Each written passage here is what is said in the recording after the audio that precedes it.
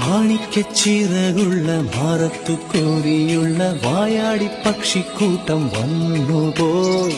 കാടൊന്നു കാണാനായി കൂടൊന്നു കൂട്ടാനായി ആകാശപ്പുഴ നീവി കുതിച്ചുപോയി.